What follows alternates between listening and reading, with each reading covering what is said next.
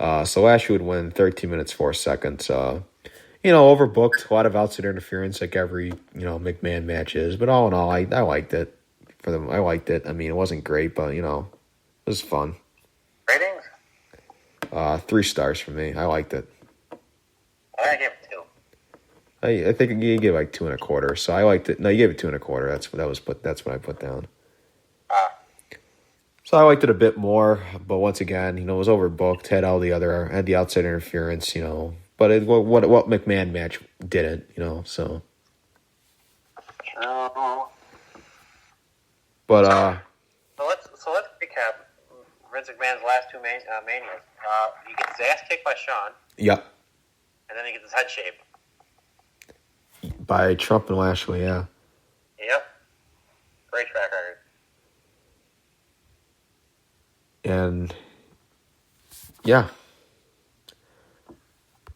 Yeah, and let's not forget the year Umaga's actually had up until that point. Because if you remember in the beginning, he was fighting for the WWE Championship a couple times. With John Cena, yeah. He was in that last man standing match. Wasn't bad, actually. No, that was great. And then obviously at some point he wins the Intercontinental Championship. Yeah, I think he beat Jeff Hardy. Yeah, he beat Jeff Hardy. And then, yeah, then he'd lose it to Santino. Thanks to Lashley. And Santino's first match on the main roster. So, yeah, but 2007, definitely a good year for Umaga. Uh-huh. Yeah, he's another guy. He just never quite made it to the top, unfortunately. Yeah. But in my opinion, very underrated. Doesn't really get appreciated as much as he should have. Oh, yeah. One of the most underrated big men there were. Yeah. Then next, we'd have the Women's Championship Lumberjill match. We'd have Melina defending against Ashley. Yikes. At this point, I'm just ready for the main event. Yeah. I get that they had this lined up and they wanted to have one last match in between the Battle of the Billionaires and the main event. But I hate to say it, I was just ready for this to be over from the second it began. I really hate to say that.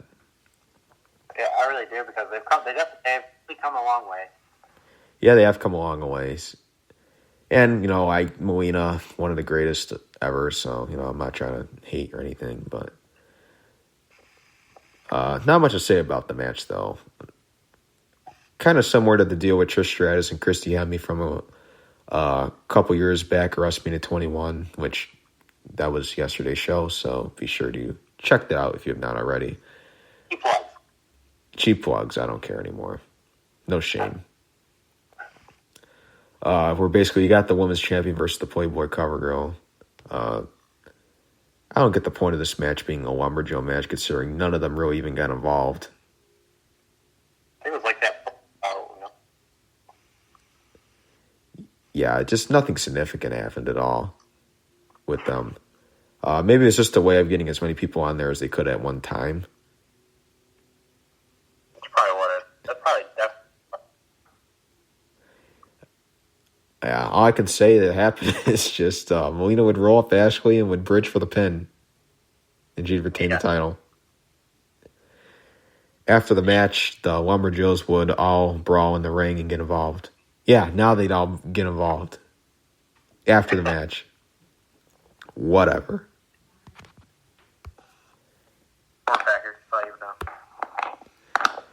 3 minutes, 13 seconds. Quarter of a star for me. I think I was saying, right? Yeah. Main event time. WWE Championship on the line. John Cena defending against Shawn Michaels. Both men were actually each one half of the World Tag Team Champions, something I didn't really get. I didn't think it really added anything else to the match. I get, doing the Tag Team Champion deal, where the two guys don't like each other and it's kind of humorous and whatnot. I loved what they did with MVP and Matt Hardy later in this year. I thought that was actually a very underrated rivalry. But I didn't see any point in doing it in this case.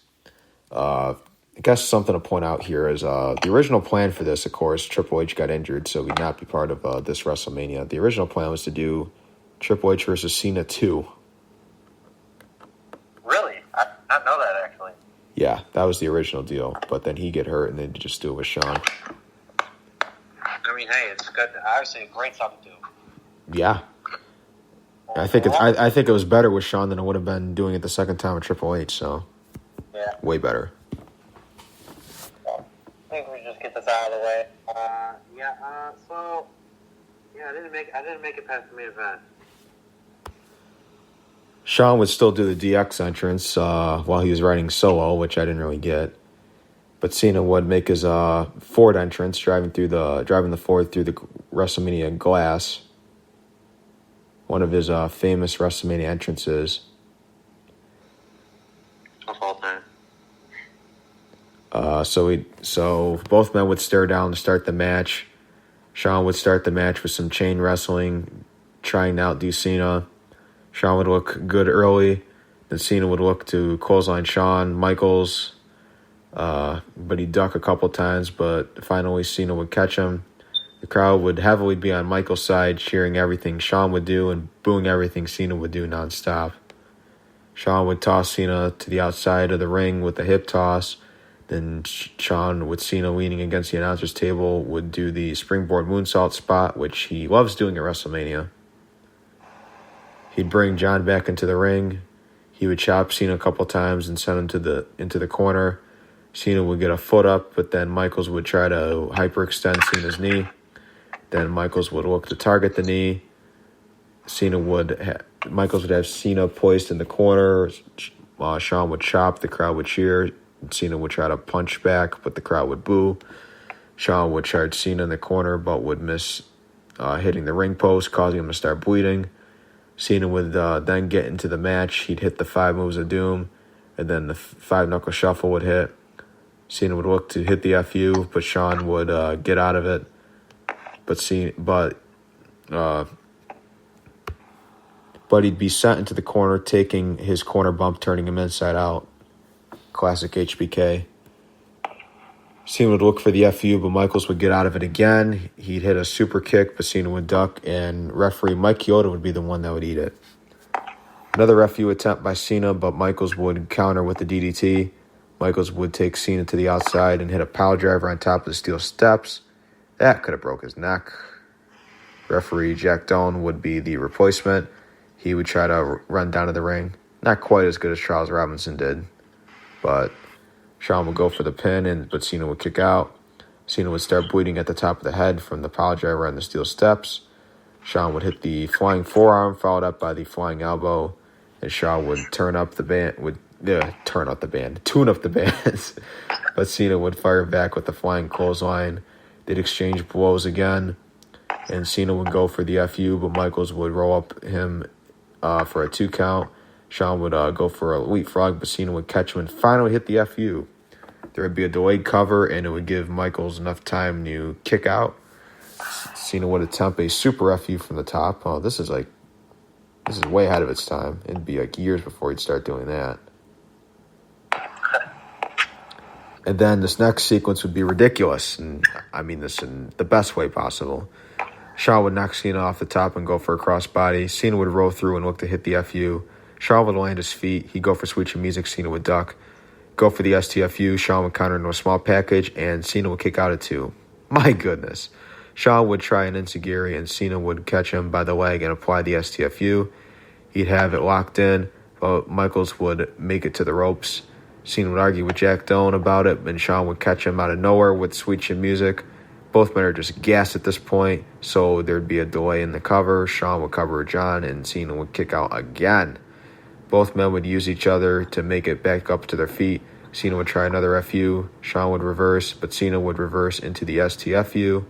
Cena would have Michaels right where he wanted him. Center of the ring, submission applied. Michaels would have to tap out, and Cena would retain the WWE Championship in the main event of WrestleMania 23. So Cena would win 27 seconds, 48 seconds. 4.25 rating from me. Great match, one of the best WrestleMania main events that I could recall. And it's just funny how it turned out to be this great, just considering that, it was originally supposed to be Triple H and Cena, but Shawn would be the replacement. And following this, Cena was supposed to shake hands with Michaels, show a sign of respect afterwards, but Shawn would walk off. I forgot what it was, but there was some point in the match where Cena had messed this thing up or whatever. I couldn't quite pick where it was, and I don't even remember what they said it was, but I heard that afterwards Shawn was pissed, so he was supposed to shake hands with him, but instead he'd walk off and he wouldn't shake his hand and shoot. So, final show rating for me, I went ahead and give it a 7.5 out of 10. Yeah, I can say that's about right. All right. Then in the aftermath, the foul, as noted earlier, Mr. Kennedy would hold on to the Money in the Bank briefcase for about a month or month and a half. He'd lose it the next month in May and would drop it due to injury. Chris Benoit and MVP would continue their feud, battling for the United States Championship for the next several weeks. Undertaker and Batista would go on to have the rivalry of 2007, having more and more epic encounters. Trump would no longer be in the picture, but Vince, along with Shane and Umaga, would all set their sight on Bobby Lashley in the ECW Championship and looking to make his life a living hell. Cena and Michaels would have another epic encounter a few weeks later on Raw and overseas in Italy. And they would all be involved in a fatal four-way match at the end of the month at Backlash 07 with Edge and Orton, and it as well for the WWE title. So yeah, that's WrestleMania 23. Hope you guys like this one. Be sure to follow us on social media at JNC Radio, JNC_radio on Twitter and Instagram. Like our official Facebook page, JNC Radio. Be sure to check out the website. I know I haven't updated it in a while since we've been gone, but I'm looking to do that. So be sure to be ready for when that's done and check that out again. JNC Radio is available on all major platforms, including Spotify, YouTube, Apple Podcasts, Google Podcasts, all the top major streaming platforms. So be sure to check it out, spread the word. If you haven't already, give us a listen, tell other people about it. Hopefully they'll give us a listen. And, it's great to get this done. Great to be back. As always. So, this was WrestleMania 23. Hope you guys like this one, and peace.